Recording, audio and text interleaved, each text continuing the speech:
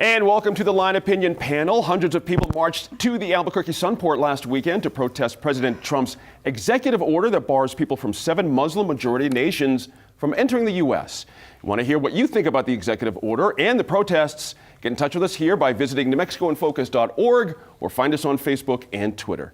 This week's Line Opinion panelists are ready to share their thoughts. I'm joined at the table by Daniel Foley, former New Mexico House Minority Whip. Former State Representative Janice Arnold-Jones is with us. Sophie Martin, she's an attorney and editor of DukeCityFix.com. And former State Senator Eric Griego is with us tonight as well. And Eric, starting with you, the executive order, let's cut local here real quick. We'll get to some of the broader international stuff. But for New Mexico specifically, is there a bounce for New Mexico with this order? Is there a bounce? Yeah. A positive bounce? No, well, a bounce meaning downward. Oh yeah, right. Definitely a deflated bounce. Yeah, I think it's had an incredibly unifying effect on a lot of people in the community because they realize that whether you're Jewish or Muslim or Mexican or here as a refugee or here as an immigrant, that this is going to affect a lot more people than just this supposedly narrow set of problematic folks who they keep talking about, and sort of goes to the core of who we are. And we're one of those cities and one of those states where a lot of refugees have been resettled. My mentor, ironically, when I worked in D.C., was a Cuban refugee who came through Catholic Charities to Albuquerque, and then ended up being my boss in D.C., who's a very prominent economist in the country, and just a great guy, great mentor. So there are hundreds of stories like that, people who have taught them, who have impacted their lives, who will be affected in one way or the other by this. And it's not 109 people. I hope everybody realizes those numbers have been debunked. We're talking about thousands and thousands of people who will be affected directly or indirectly. But I was really proud of our community for coming together and saying this is unacceptable. And in fact, on Monday night, I think the council is going to be talking about an effort to really push back on some of this anti-immigrant, anti-Muslim, refugee kind of rhetoric. So. Interesting. Janice, we don't have a lot of refugees here, but we're all obligated in a sense to help out folks who are looking for freedom and safety in our world. Where does it end? Where does it begin for you? Is this order proper for you, or is this something that needs a little work? I'm actually struggling with it. The rollout was clumsy. It was clumsy if the cabinet secretaries did not know. Right. That's clumsy. The order itself, if you read it in its entirety, it spans 120 days. The Secretary of Homeland Security and all of the secretaries involved have discretion on a case-by-case basis to intercede on those cases where people would die if they did not get entry. We have a chief executive who heard loud and clear that people think our country is not safe. And the executive order says, this is a mess. We need to answer some questions. And so a lot of the executive order is seeking information. And the other part is cleaning up our processes. And there are people who are being hurt even under the existing processes because it doesn't work very well on both sides. People who should be allowed entry have not come in, and people who should not come have come in. And so, do we know that, though, that they've come in that should not have been here? Or are you saying before the order or during before the before the order? Gotcha. Before the order. And my point is that in a regulatory environment, I don't care which one it is, at some point you have to say, wait a minute, these rules don't make any sense. Gotcha. And that's our problem. And I think we have a chief executive who said, whoa, this is a mess. And so I'm going to take this 120-day period and I'm going to have reports back, and I'm going to make a reasoned, informed decision. Right. But that's not what he said. What he said was it was a Muslim ban, essentially. It was a ban. He did not say that. I saw the clip. Unless I'm imagining things, there's a clip where he said this is a ban. This is a ban. I want to read. You shared the executive order. I want to read the language. That was during the campaign, Eric, and I understand people soften their language once they're in office, but to your mind, is he still saying it's a ban? There's that fascinating interview with Rudy Giuliani, who says, I was tasked with making a Muslim ban legally palatable. That's right. And he used that word specifically. And so yes, it is a Muslim ban dressed up as a ban on certain nationalities. But that's not true, because if it was a Muslim ban, 8 of the Muslim leading populated countries aren't even on here. These are not the most populated countries with Muslims. It's a targeted Bangladesh should be on Muslim here. ban. It's targeted. Right, they're targeted from a list that President Obama created. That's These are right. seven That is- countries. It seems to focus on countries as well where the president doesn't have any business relations. I mean, that's what's going to be said, and the reality is that there's nobody that doubts that we're having problems in Syria, having problems in Somalia. I mean, this just highlights that it could be anything that President Trump says, and the left's going to oppose it. We're seeing it with the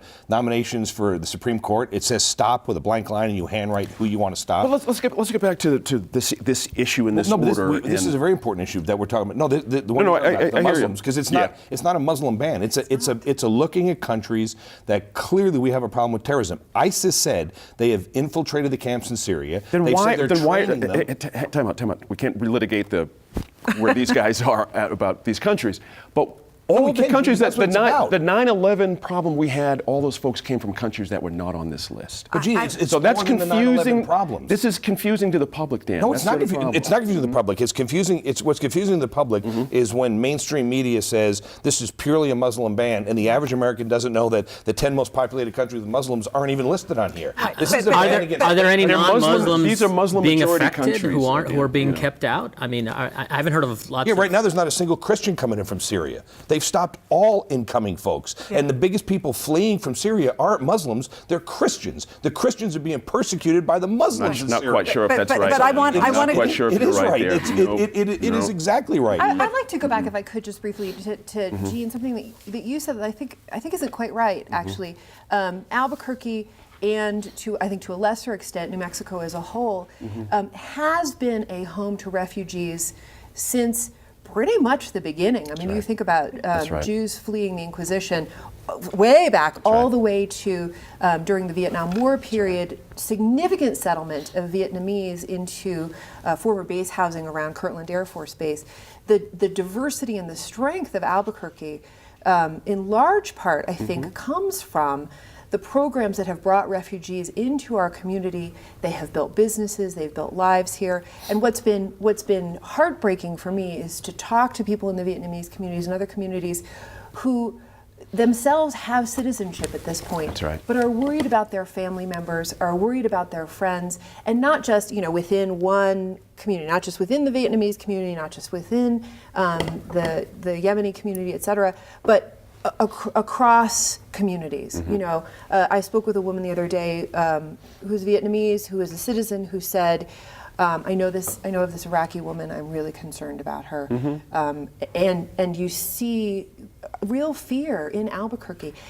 And of course that also extends to the Mexican community Right. and to the South American, that it's, yes, right now, today, the ban covers, the part we talk about the most is the 7 predominantly Muslim countries. But there's also that 120-day ban on refugees, and refugees come in from many different countries for many different reasons, and they are not able to come in right now. And there's also But Sophie, the that's issue- not what it says. It says on a case-by-case basis, the secretaries not make happening. It is happening. Well, It's happening. but There's no it's just process. started. My goodness, we're only 3 days into this. Sure, but here's But these are the- people. Hang the on, Janice. That's a president made point. the But you decision to laugh. But start these are it people without having putting their that in. lives really put on hold unnecessarily. That's not true, Gene. It is very much You true. have to, If you have to have if a you process. Gene, you have to have a process. But there No, was a there process. wasn't a process. I There am was a approved to process come- previously. Here's These a great people were example. vetted, I'm these people approved were- to They were not come for vetted. medical Gene, procedures. that's absolutely incorrect. There was Absolutely. the vetting process was asking them where you're from. The FBI director under President Obama said we cannot vet these people. These myths That's that a little you're out of talking context. about, That's a bit out of exactly context. what he I would say, said, but- Gene. Bit out of but context. Here's the reality. I don't agree with a lot of what Trump does. Look, on Sunday, he releases a memo about the Holocaust and somehow forgets to mention Jews in the memo. I don't know how you do such a thing. It's deplorable. It's crazy that you would do such a thing. But the problem is that, in my opinion, the left refuses to say, they don't want to give any ground on this. No matter what he says, it's just a constant drumbeat that But everything he it's says is wrong. not And about the left. true. It's the majority of Americans who, by the way, who didn't vote for him, right? So, and it's not just a few isolated people on the left. It's amazing how unifying. And I'm really troubled by people who I know and respect who are defending this, because every time we've done this in our history, whether it was the Japanese internment, whether it was the first time we tried to get rid of Mexican Americans after asking them to work here, whether it was turning away Jewish ships, that we always looked back, even for Democratic presidents. I'm a huge FDR fan, but one of the most embarrassing things and shameful things that he did was acquiesce. And every time we've looked back in history, those people who sort of enabled and said kind of went with it have regretted it. And I think everybody who's on the wrong side of history on this, like, this is not who we are as Americans. You can sugarcoat it any way you want. You can blame it on the left or the middle or the Hillary folks or whoever you want to blame it on. The bottom line is, every time we've done it, it's not the first time we've done this in our history, sadly. Sure. We have lived to regret it and to be embarrassed. But those are different deals. In the past, we said blanketly, we're not letting anybody come in, we're done, that's it. The President Trump has said we're putting a 120-day 120 moratorium days. till we figure out the process. We believe the process is broke, is what the President has said, and we're going to look at the process. And I think that when we're not intellectually honest, we say, oh my God, forever we're not letting people come in, forever we've taken this stance. Look, there's no doubt that the guy said things during the election that he should be regretting, that are absolutely moronic for what he said. I don't defend those. But what I do defend... Do you have no problem with someone spending 120 days outside of their country that they have adopted with their friends, their family?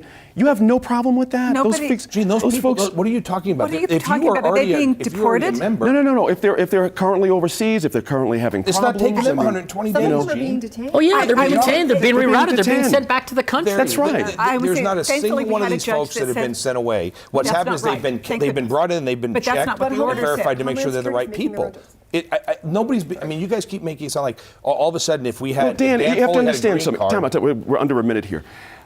We have situations like 5-year-olds being detained in handcuffs. These things don't play with the general I public. have yet to it just, see a it just 5-year-old doesn't. detained in a handcuff. You know Show what I me mean? where that happened. This is No, the report I'm... but that's you know, hyperbole. But that's the problem. When you say things to the average person, we have 5-year-olds being detained in handcuffs. Not true. That's factually incorrect. Well, he was detained. The people 5-year-old being was told- detained That's right. for a number of we have hours. them being told. Why? Because you have to see where they're coming. And then to you've make got the sure press they're right. secretary saying, right in the country's eye, the 5-year-old poses a security risk. And that's why the 5-year-old has to be detained. I mean- I'm sorry, the country's not going to go for something like that, Dan. I don't care what the reasons are. You have to have some better way to do this.